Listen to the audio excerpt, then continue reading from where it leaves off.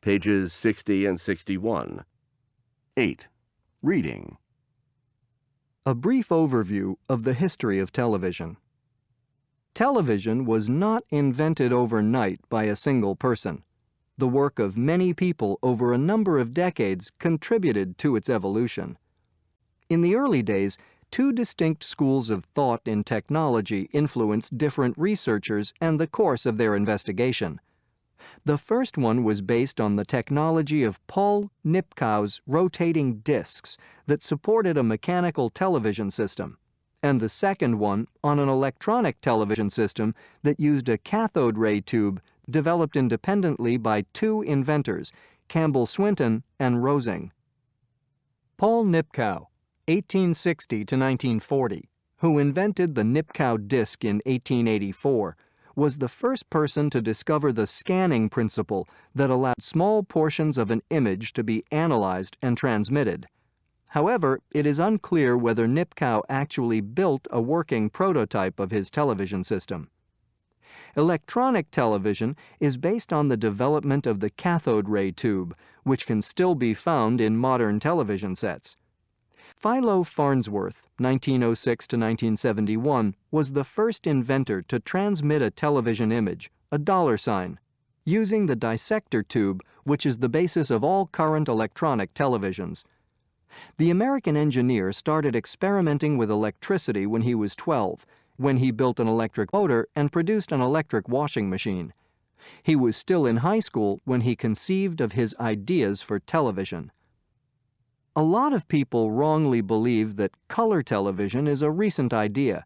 In actual fact, the earliest proposal for color television was patented in 1904, while in 1925, Zworykin filed his proposal for an all-electronic color television system.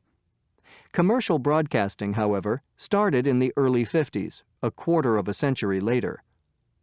John Baird, 1888 to 1946, is a researcher who is best remembered for inventing a mechanical television system based on Nipkow's scanning disk idea.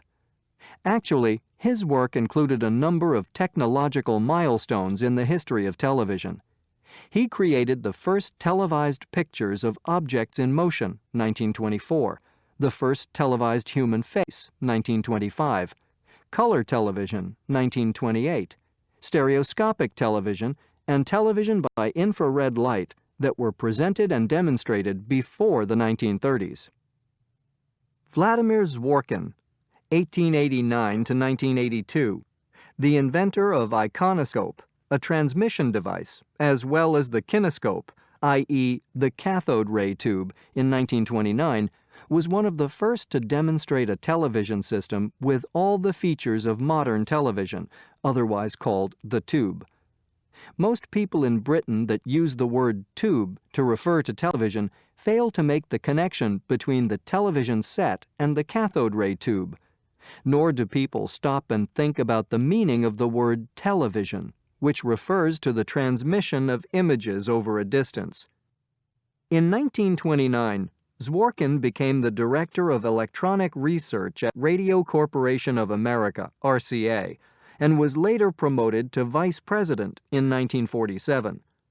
Zworykin invented many devices, including the scintillation counter, a device for measuring radioactivity. He held more than 80 patents and received numerous awards for his work. Lewis W. Parker patented the intercarrier sound system in 1948, which is now used in all television receivers in the world.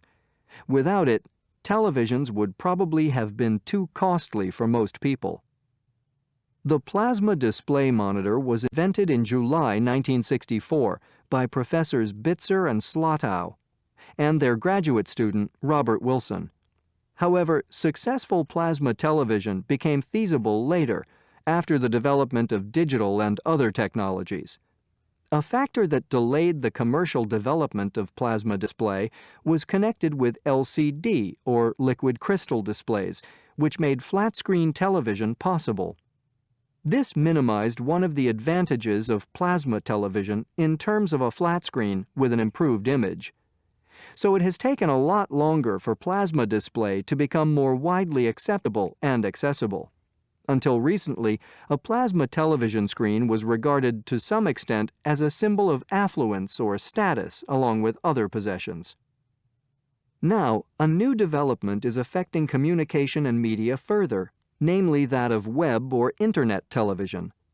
When internet access is available, along with adequate hardware, more and more viewers appear to be switching over to their laptops or desktops to watch films and other programs. Television sets are connected, allowing access to digital channels. The key word seems to be access. It is quick access and options that determine the popularity and, consequently, the commercial success of a medium. Television has so far been fairly well established. It remains to be seen how digital technology will affect its evolution in the future.